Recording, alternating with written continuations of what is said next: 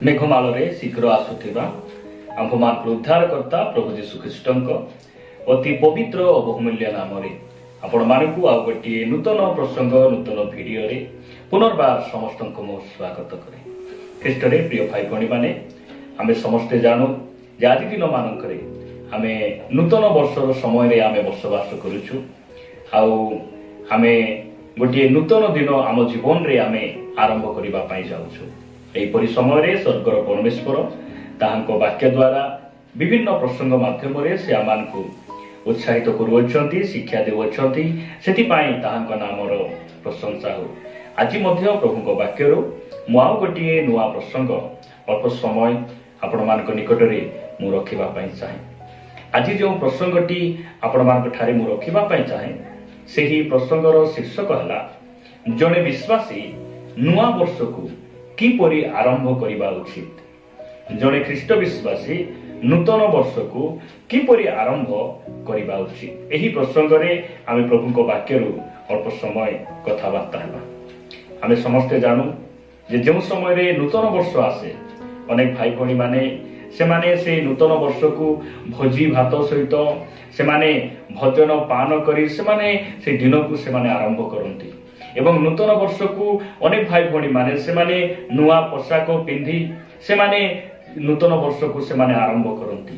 ଆଉ କେତେକ ଭାଇ ଭଉଣୀମାନେ ଥାନ୍ତି ଯେଉଁମାନେ କି ଡିସେମ୍ବର 31 ତାରିଖ ରାତ୍ରିରେ ବା ପୁରାତନ ବର୍ଷର ଶେଷ ମାସ ଶେଷ ତାରିଖ ରାତ୍ରିରେ ସେମାନେ ରାତି 12ଟା ସମୟରେ ସେମାନେ କେକ୍ କାଟନ୍ତି। ଆଉ କେକ୍ କଟିଂ ସହିତ ସେମାନେ ପୁରାତନ ବର୍ଷକୁ ସେମାନେ ବିଦାୟ ଦିଅନ୍ତି ଆଉ ନୂତନ ବର୍ଷକୁ ସେମାନେ ଆରମ୍ଭ କରନ୍ତି।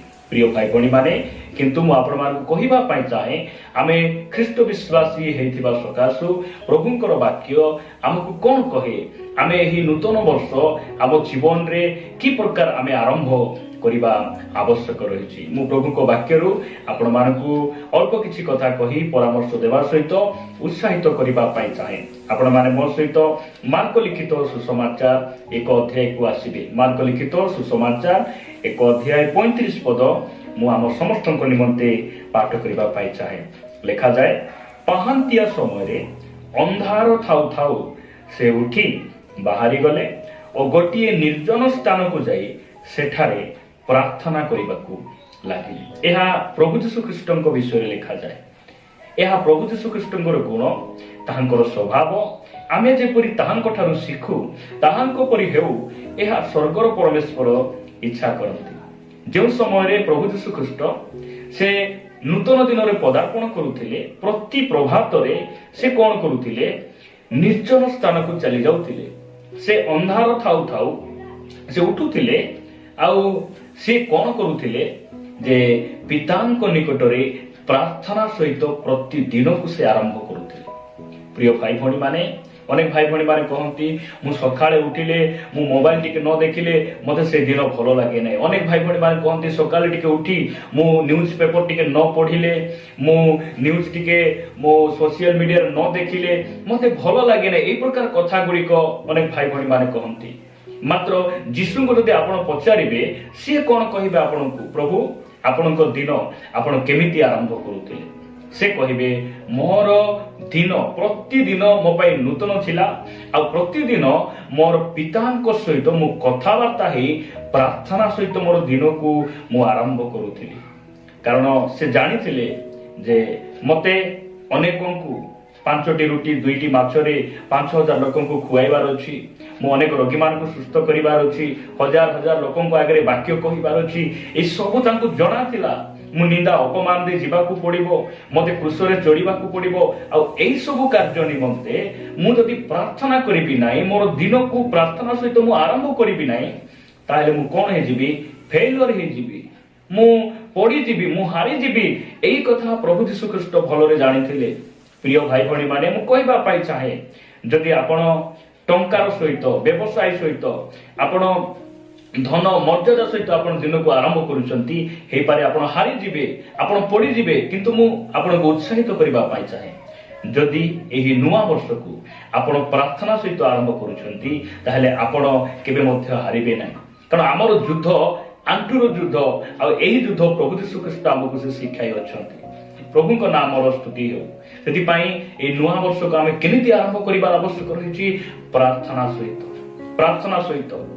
ଦାନିଏଲ ସେ ସରକାରୀ କର୍ମଚାରୀ ହେଲେ ମଧ୍ୟ ଦିନକୁ 3 ଥର ସେ ପ୍ରଭୁଙ୍କ ନିକଟରେ ପ୍ରାର୍ଥନା କରୁଥିଲେ। ଦାଉଦ ରାଜା ହେଲେ ମଧ୍ୟ ଦିନକୁ 7 ଥର ପ୍ରଭୁଙ୍କ ନିକଟରେ ସେ ପ୍ରାର୍ଥନା କରୁଥିଲେ। ପ୍ରଭୁ ଯୀଶୁ ଖ୍ରୀଷ୍ଟ ସ୍ୱୟଂ ପରମେଶ୍ୱର ହେଲେ ମଧ୍ୟ ସମ୍ପୂର୍ଣ୍ଣ ରାତ୍ରି ଅନେକ ସମୟ ସେ ପ୍ରଭୁଙ୍କ ସହିତ ସେ ପ୍ରାର୍ଥନା କରି ସମୟକୁ ବିତାଉଥିଲେ। ମୁଁ ଆପଣମାନଙ୍କୁ ଉତ୍ସାହିତ କରିବା ପାଇଁ ଚାହେଁ, ଆପଣ ଆଉ ମୁଁ এই ନୂଆ ବର୍ଷ ଆମର ପ୍ରାର୍ଥନାର ବର୍ଷ ହେଉ, ଆଣ୍ଠୁରେ ରହିବାର ବର୍ଷ ହେଉ, ପ୍ରାର୍ଥନାରେ ସମୟ ବିତାଇବାର ବର୍ଷ ହେଉ, ଏହା ପରମେଶ୍ୱର ଇଚ୍ଛା କରନ୍ତି। ଆମେ এই ଦିନକୁ କି ପ୍ରକାର ଆମେ ଆରମ୍ଭ କରିବା ଆବଶ୍ୟକ ରହିଛି? ଯଦି ଆପଣମାନେ ଯୋହନ ଲିଖିତ ସୁସମାଚାରକୁ ଆସିବେ, ଯୋହନ ଲିଖିତ ସୁସମାଚାର 15 ଅଧ୍ୟାୟ 4 ପଦରେ ଲେଖାଯାଏ, ମୋ ଠାରେ ରୁହ, ସେଥିରେ ମୁଁ ତୁମ୍ଭମାନଙ୍କ ଠାରେ ରହିବି। ଶାଖା ଯେପରି ଦ୍ରାକ୍ଷାଲତାରେ ନ ରହିଲେ ନିଜରୁ ଫଳ ଫଳି ପାରେ ନାହିଁ, ସେହିପରି ତୁମ୍ଭେମାନେ ମଧ୍ୟ ମୋ ଠାରେ ନ ରହିଲେ ଫଳ ଫଳି ପାର ନାହିଁ। ପ୍ରଭୁଙ୍କ ନାମର ସ୍ତୁତି ହେଉ। ପ୍ରିୟ ଭାଇ ଭଉଣୀମାନେ, ଏହି ନୂଆ ବର୍ଷ ଆମେ କେମିତି ଆରମ୍ଭ କରିବା? ପ୍ରଭୁଙ୍କ ଠାରେ ରହି ଆମେ ଆରମ୍ଭ କରିବା ଆବଶ୍ୟକ ରହିଛି। ପ୍ରଭୁଙ୍କ ଠାରେ ରହି, ଆମେ ପରମ୍ପରାରେ ରହି, ଆମେ ସଂସ୍ଥାରେ ରହି, ଆମେ ମଣ୍ଡଳୀରେ ରହି, ଆମେ ବିଭିନ୍ନ ପାପ ଅଭିଳାଷ ଗୁଡ଼ିକରେ ମାତି ରହି এই ଦିନ ଗୁଡ଼ିକ ଆରମ୍ଭ କଲେ ଆମେ ହେବ ନାହିଁ। ଆମେ ପ୍ରଭୁଙ୍କ ଠାରେ ରହିବାର ଅଛି। ଗୋଟେ ଶାଖା ଗଛରେ ଲାଗି ନ ରହିଲେ ଯେ ପ୍ରକାର ଫଳ ଫଳି ପାରେ ନାହିଁ, ଆମେ ପ୍ରଭୁଙ୍କ ଠାରେ ରହି ଯଦି ଆମେ এই ଦିନ এই ନୂଆ ବର୍ଷ ଆରମ୍ଭ କରିବ ନାହିଁ, ତାହେଲେ ଆମେ ମଧ୍ୟ ଫଳ ଫଳି ପାରିବା ନାହିଁ। ଆମେ ଫଳବନ୍ତ ଜୀବନ ଆମେ ବିତାଇ ପାରିବା ନାହିଁ। ପ୍ରିୟ ଭାଇ ଭଉଣୀମାନେ, ସେଥିପାଇଁ ପ୍ରଭୁ ଯୀଶୁ ଖ୍ରୀଷ୍ଟ ଆମକୁ ସେ ଏହି କଥା କହିବା ପାଇଁ ଚାହାନ୍ତି। ଲେଖାଯାଏ, ତୁମ୍ଭେ ମୋ ଠାରେ ରୁହ। এই ନୂତନ ବର୍ଷରେ ଆପଣ ହେଇପାରେ ଆପଣ ହାୟର ଷ୍ଟଡି ନିମନ୍ତେ ଆପଣ ପ୍ଲାନ୍ କରିଛନ୍ତି। এই ନୂଆ ବର୍ଷରେ ଆପଣ ଗୋଟେ ଜବ୍ ପାଇଁ ପ୍ଲାନ୍ କରୁଛନ୍ତି। ଏହି ନୂଆ ବର୍ଷରେ ଆପଣ ସେବା କାର୍ଯ୍ୟ ବଢାଇବା ପାଇଁ ଆପଣ ପ୍ଲାନ୍ କରିଛନ୍ତି। এই ନୂତନ ବର୍ଷରେ ହେଇପାରେ ଆପଣଙ୍କର ପାଠ ପଢା, ବିଜନେସ୍, କୌଣସି ବିଷୟରେ ଆପଣ ପ୍ଲାନ୍ କରିଛନ୍ତି।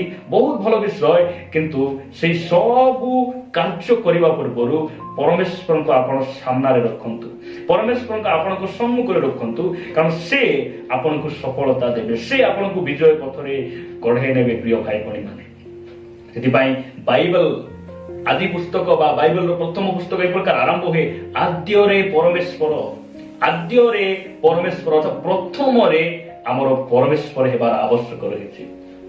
ଲେଖାଯାଏ ଯେ ମାଥ୍ୟୁ ଲିଖିତ ସୁସମାଚାର 6:33 ଲେଖାଗଲା ଯେ ତୁମ୍ଭେମାନେ ତାହାଙ୍କର ରାଜ୍ୟ ଆଉ ଧାର୍ମିକତାକୁ ଅନ୍ୱେଷଣ କର। ପ୍ରଥମରେ ତାହାଙ୍କର ରାଜ୍ୟ ଆଉ ଧାର୍ମିକତାକୁ ଅନ୍ୱେଷଣ କର, ଆଉ এই ସବୁ ବିଷୟ ତୁମମାନଙ୍କୁ ଦିଆଯିବ।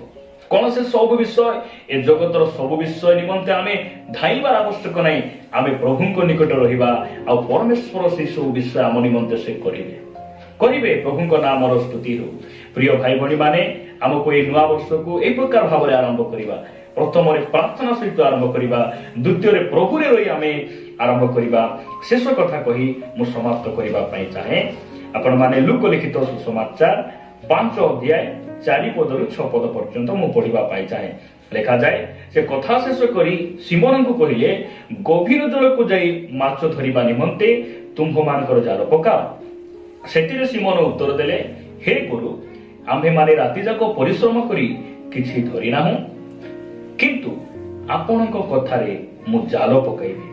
ଆଉ ସେମାନେ ତାହା ପକାଇ ବହୁତ ମାଛ ଧରିଲେ, ପୁଣି ସେମାନଙ୍କ ଜାଲ ଛିଣ୍ଡିବାକୁ ଲାଗିଲା। ପ୍ରଭୁଙ୍କ ନାମର ଗୌରବ।